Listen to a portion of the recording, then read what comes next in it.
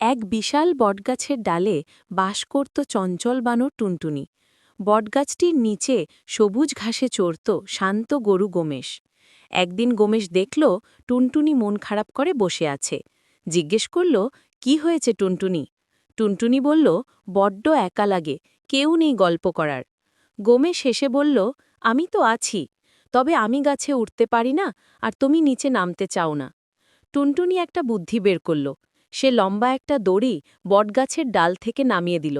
এরপর প্রতিদিন গোমেশ দড়ির এক প্রান্তে মুখঘস্ত আর টুনটুনি অন্য প্রান্তে বসে গল্প করত, খেলার পরিকল্পনা করত।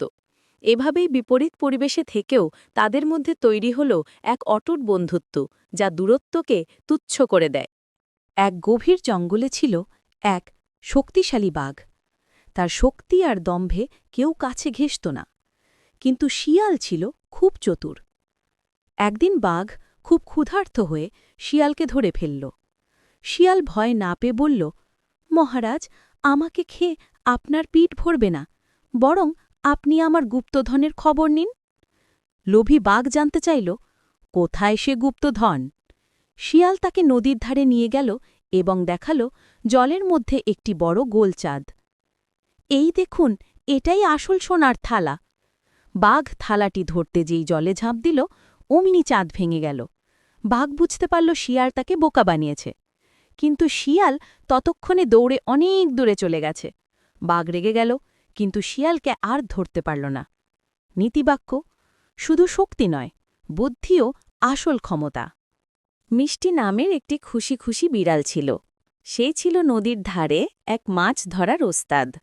প্রতিদিন ভোরে মিষ্টি নদীর জলে থাবা ডুবিয়ে ঝটপট মাগুর ও শিং মাছ ধরত। এরপর মাছগুলো সুন্দর করে সাজিয়ে সে যেত গায়ের হাটে। তার মাছেরা ছিল একদম টাটকা, তাই বাজারের সবাই তার জন্য অপেক্ষা করত। মিষ্টি তার মাছ বিক্রি করে যে টাকা পেত, তা দিয়ে দুধ আর ভালো খাবার কিনত। একদিন এক ইঁদুর এসে তার ব্যবসার গোপন রহস্য জানতে চাইল।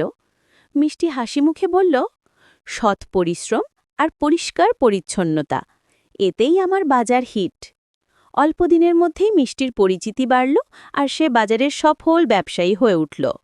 এক গভীর জঙ্গলের ধারে বাস করত গুটি নামে একটি বিশাল গুরু, আর পুকুরের শ্যাওলায় থাকত টিঙি নামে এক ছোট্ট ব্যাঙ। গুটি প্রায়শই টিঙিদের পুকুর পাড়ে ঘাস খেতে আসত। একদিন টিঙি গুটিকে দেখল একা একা মন খারাপ করে বসে আছে। টিঙি জিজ্ঞেস করল, ওহে গুটি, তুমি এত মনমরা কেন? গুটি দীর্ঘশ্বাস ফেলে বলল, আমার বিশাল শরীর, কিন্তু যখনই আমি জোরে হাঁটি সবাই ভয় পেয়ে দূরে সরে যায়, কেউ আমার বন্ধু হতে চায় না। টিঙি মৃদু হেসে বলল, আকার কোনো ব্যাপার নয়, তোমার শক্তি আর ভালো মনই আসল। চলো, আমরা দুজন বন্ধু হই।